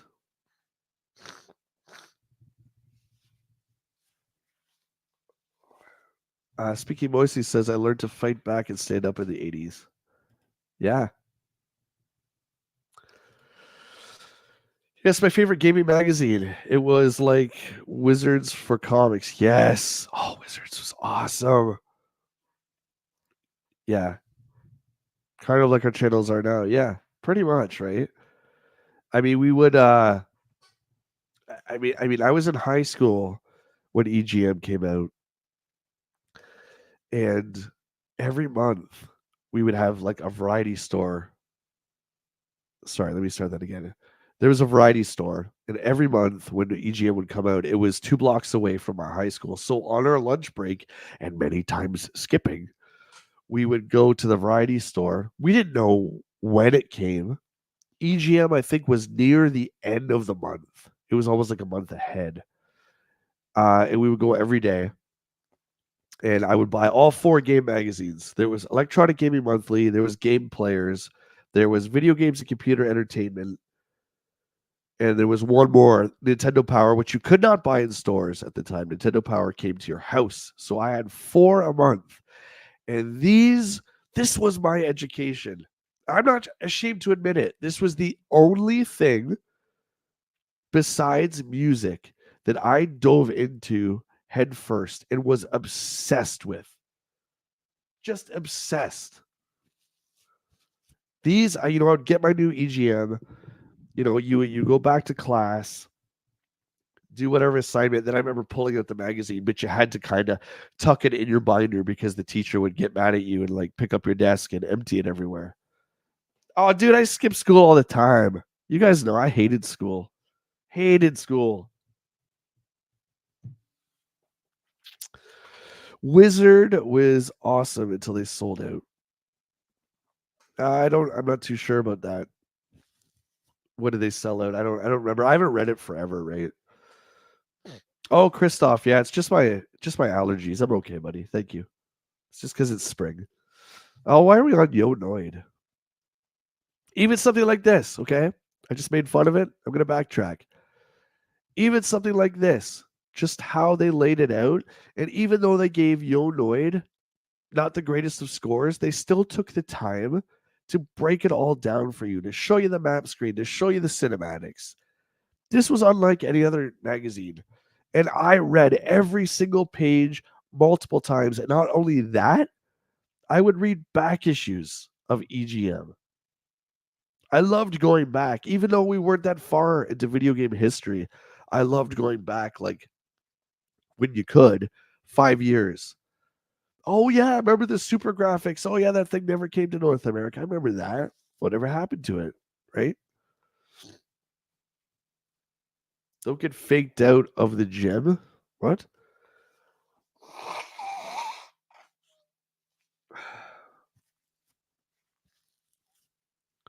Wizard is no more, just a bunch of conventions now. The brothers either stepped away or sold the publication. That's not the same as Wizards of the Coast, right? No, Wizards of the Coast. We used to play that Wizards of the Coast tabletop Star Wars RPG. It's kind of like HeroClix. Speaking Moistly says, high school was kind of funny. I used to get picked on for being a nerd, but I was NOSSA wrestling champ in my weight category. I beat up so many shots. Well, I mean, I laugh, right? You know what? Let's look at like high school and like the stereotypes, right? Like jocks and rocker dudes, and I don't know, man. I was like a skateboard kid, a rocker kid. I had like long hair and carry my skateboard around and my Electronic Gaming Monthly. But I honestly, I have to say, as much as I disliked school, I never got picked on really. I never did. I was really small, right? So I think it would have been a joke for them to pick on me. But you would get dirty looks and stuff like that from people, but I never got in fights or anything like that. I always just kept to myself and my groups of friends, and I believe that if you look for trouble, you'll find it. I've always lived by that philosophy, and I never wanted anything to do with any of that stuff, right? So HGC, been listening while doing chores. Appreciate that. Thank you so much. Sorry about the chores, but hey, we gotta do them, right? Happy Sunday.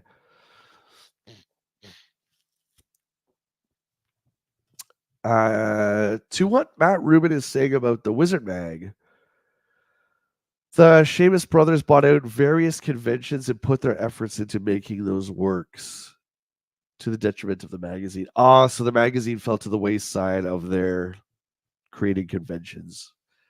Yeah, I can see that. Yeah, they're probably doing what they felt they needed to do, right? What's 90 kilograms? What is that? Like, what's the weight? You know, when you look up, like, I always want to know how tall people are. Do you guys have this? Like, when I'm sitting watching, there was like a Jimmy Buffett tribute concert over the past weekend because he passed away, and all these celebrities, like you had Paul McCartney, Dave Grohl, like Harrison Ford, uh, what's his name? Woody Harrelson, all these guys on the stage singing Jimmy Buffett songs all together. And anyway, so I'm sitting there with my phone and I'm looking at their different heights. I always look people up, but I look up like Google. I'll be like, how tall is Harrison Ford? And it'll be like, 165 centimeters. I don't know what that means. So then you have to go, what is 165 centimeters in feet? And then be like, oh, he's 6'2" or whatever it is, right? And I'm not making fun of you speaking Moise. I'm just saying I don't know what that is. 200 pounds is big for a teen. Yeah, but you're a wrestler, dude. Yeah, that's nothing wrong with that. Curb stomp, got in lots of trouble. I have no doubt you did. Look at that hat. Causing trouble. Fickman, you read a lot of them too? A lot of magazines. We just have Nintendo Power in Spanish. I usually go to a specific store to read EGM in English. Oh, that's so cool. The magazine management didn't navigate. Hang on. Print to online very well. I know they tried, but they floundered. Also, they fired all of the writers and editors that made Wizard so good. I would say the same thing happened for EGM. It really did, unfortunately, because they tried to go digital. I mean, they all you got to evolve, right? I always wanted to see EGM become like a TV show or like now a YouTube channel, but I don't know. There's still do you guys follow did you ever follow Electric Playground with Vic? Vic and Tommy Tellerico. This is a show way back from the 90s. Anyway, Vic's still going, man. He's still got a YouTube channel. He's managed to keep moving with the times. I wish EGM had done that.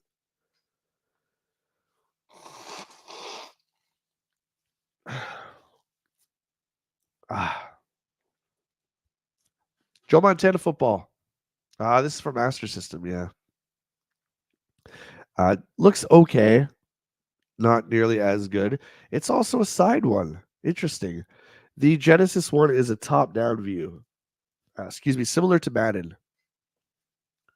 Again, I haven't played a lot of the Master System games despite having a few of the classics and the system. I've always had the system, but by the time I got a Master System, what Sega was doing with that system, at least in North America, was just it was like the reverse of what was happening. It's like they were porting over Genesis games to the Master System to kind of try and make that system have a little bit more of a life cycle.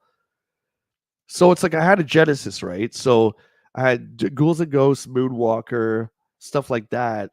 So why would I Altered Beasts? So why would I go backwards for the Master System, right? So I didn't play a lot of the Sega Master System stuff. Turbo Champ.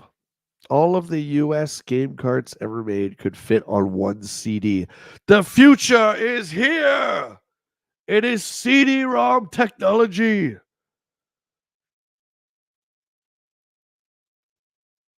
No one cares. Another mind-blowing fact, only found in EGM back in the day. You can put every single turbo card on a CD. The future is now. I just said this. Yeah, so who of you had the TurboGrafx CD? Christoph, will you play anything today, Jay? I don't have anything scheduled, but I feel like I want to, yeah. I don't know what though. What should we play today? Matt says I didn't know that Sega had an 8-bit system until adulthood. Yeah, it wasn't like it flourished in Europe. It was really well received there. It went on for a long time. Here, nope. Speaking Moisa, yeah, you know Vic, Canadian. He's still rocking, man. I watch his reviews all the time on YouTube. Poll, you want to do a poll? Just throw out a couple of titles. Did you guys ever play Last Alert for all you Turbo CD heads out there?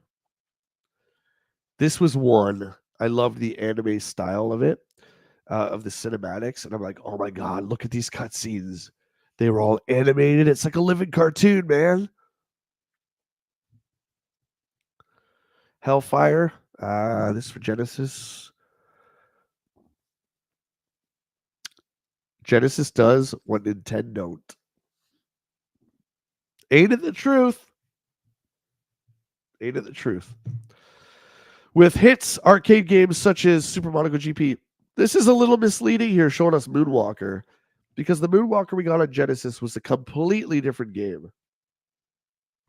You want to play 7 Days?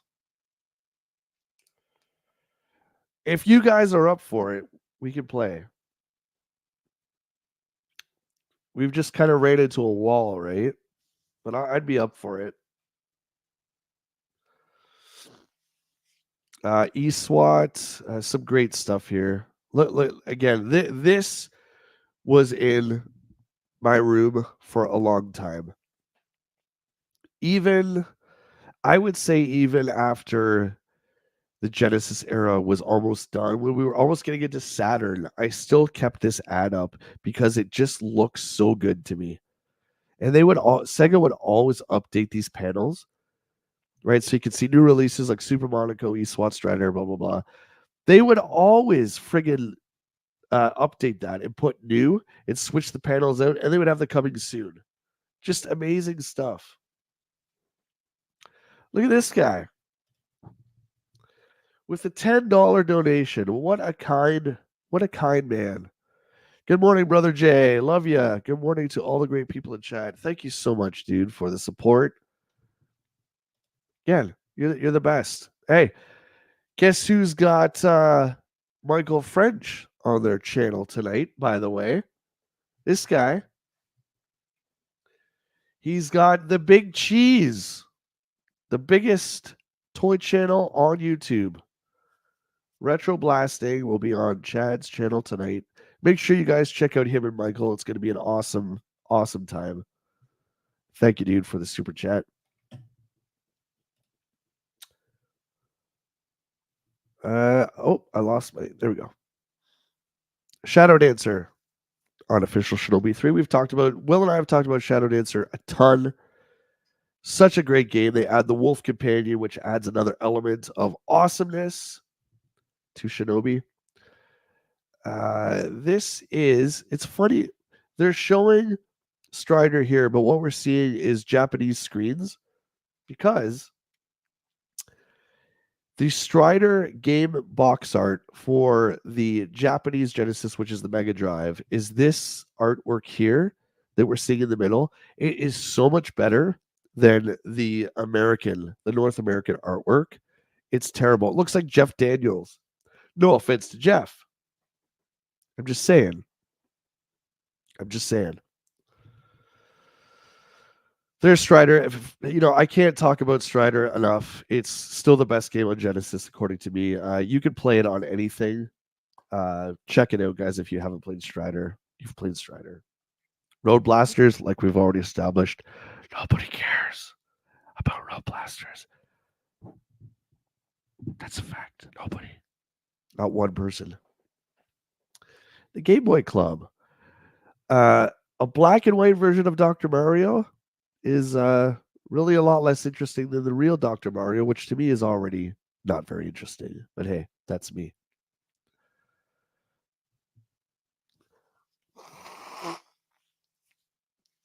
JT, you know what I'm talking about, right? You've seen the Genesis. I'm sure you've seen the Genesis Strider box. Look at it. Google it right now, dude. It looks like Jeff Daniels. Oh, look at this. 17 game companies have earned the right to display this seal. And like their competitors, Nintendo before them, now Sega has a seal of quality because all good game developers do. Now Sega does. I would say their seal of quality is pretty dang good. But unlike Nintendo, look what we have here. Tenjin. Nintendo said, nope, you are not going to make licensed games for us. Well, Tenjin did it anyway. But Sega said, you know what? Nintendo doesn't want you. Come on over. We'll take you. And they did. Tenjin became a third-party developer for the Genesis. But look how much love third-party developers got by Sega. Look at this. It's almost the same kind of ad that we got for the first-party stuff. Now we'll go to the second screen. See what I mean? It's the same panels. They gave the game companies names huge fonts, and we can see some of the companies that jumped over. We got DreamWorks, all the way from Technosoft to Activision. Namco's on board. A little company called Electronic Arts, Kemco Sika, Trico. We have all these great third-party companies. And as much as Nintendo was the champion at the time, I know for a fact that they must have been sweating. Because Sega was like, come on in. You know what? Come on in, Tenjin, you illegal cart makers. You know what? They didn't want you. That's fine. We'll put the seal because we love you. Come on over.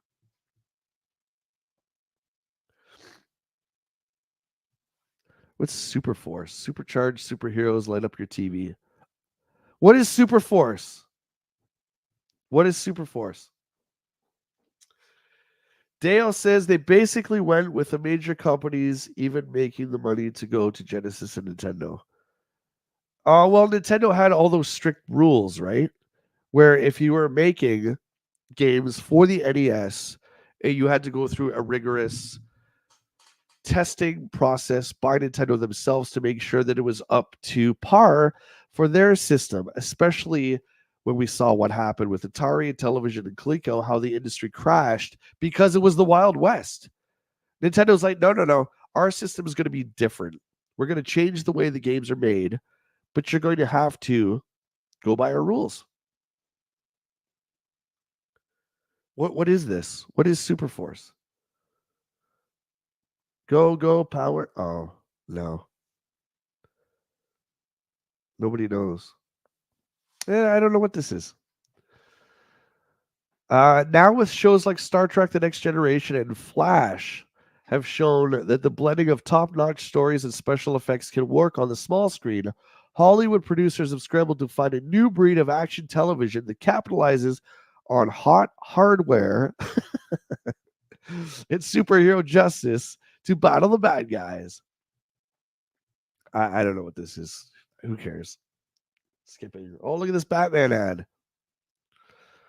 This is for you, Chad, right here. Your favorite.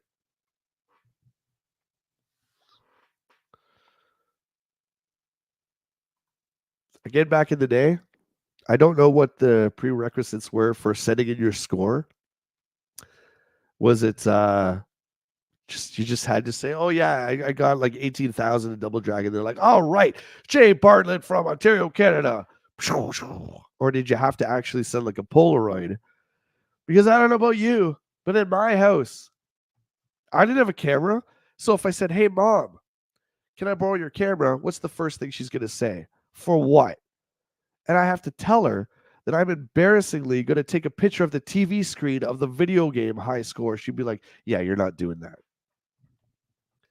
I don't know if anyone else's parents were like that, but mine would have looked at me like I was nuts. You're taking a picture of the screen that has a score, and then you want me to mail this to who? Super Force, check Wikipedia action TV show from October 1990 to May 92. I've never heard of it. Isn't that crazy? Thank you, HGC, for looking that up. That is crazy. How have I never heard of this? Game over, man. Look at this beautiful layout from Electronic Gaming Monthly showing us the final battle with Jakku in Ninja Gaiden 2. All the screens leading up to him, fighting him, and all the cinematics that happen at the end. I love this magazine. I love it. Oh my God, it's the best. It's the best. Dragon's Lair for Game Boy sucks. Kid Cubicle sucks. Retro Mags, thank you very much. There you have it, ladies and gentlemen. Electronic Gaming Monthly number 16. It was on American syndication, weekend and late night show that got shuffled around. Oh man, I've never heard of that. I thought it was like, what was that one called? Street Hawks? That was the other motorbike one that you guys will always bring up. Street Hawks, and I was like, is it Street Hawks, the motorbike one? It was like Airwolf, right, with the motorcycle. I never watched that one either. No Bishu, dude. I know, right? I know.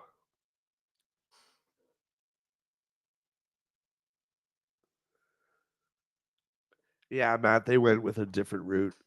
The mighty powers of Ryu and Tecmo, it didn't matter. I don't think Tecmo had a lot to pull, right? So they, like, what other Tecmo characters do they have besides the DOA stuff? Okay, there's Ninja Gaiden, and then what?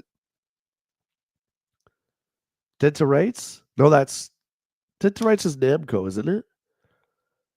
But my point is, I think the ladies of DOA, yeah, like people wanted to see the ladies, they didn't want to see Ryu. Know what I mean?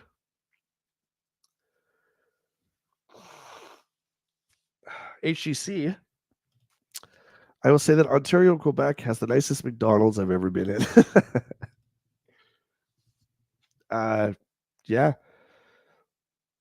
We're into watching a lot of Karen videos the last year or so. And I'm really shocked to see the state of McDonald's and what has happened to McDonald's and how it's fallen so far down. It's like a dump now. There's always all these fights in McDonald's all the time that I see. I don't remember that ever being the case.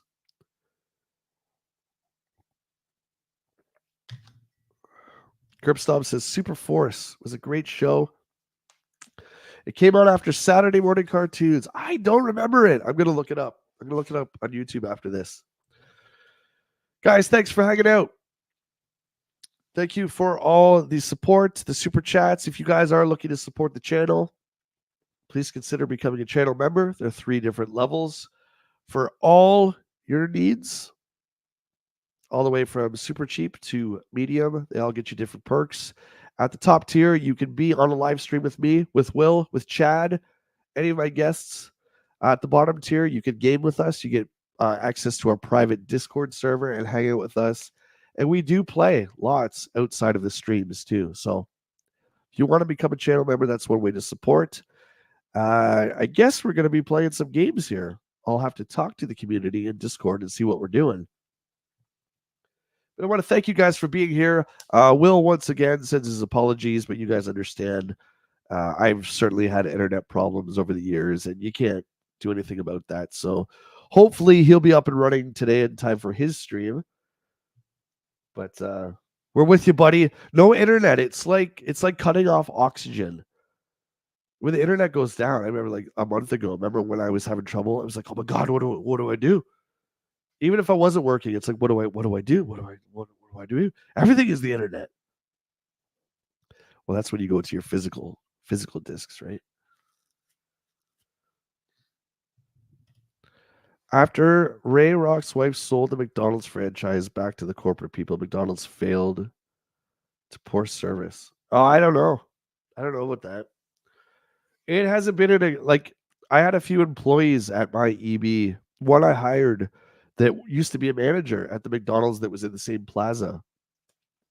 And she told me horror stories about things that would go on with customers there on a daily basis because she was working part-time at our location at EB. And she was also an assistant manager at McDonald's, if you can believe that. She was doing both. And she would come over for her shift and be like, Jay, you wouldn't believe what happened. This, that happened in the bathroom, fights everywhere all the time, people leaving garbage, people like disrespecting the employees, which is horrible. Yes, it does. McDonald's is for kids. I agree. I agree. I agree. Okay, guys. We'll see you in a couple minutes. We're going to decide on a game. I'll be back this afternoon for live streaming. You guys are the best. That has been Morning Coffee for this Sunday. We'll see you soon. Cheers.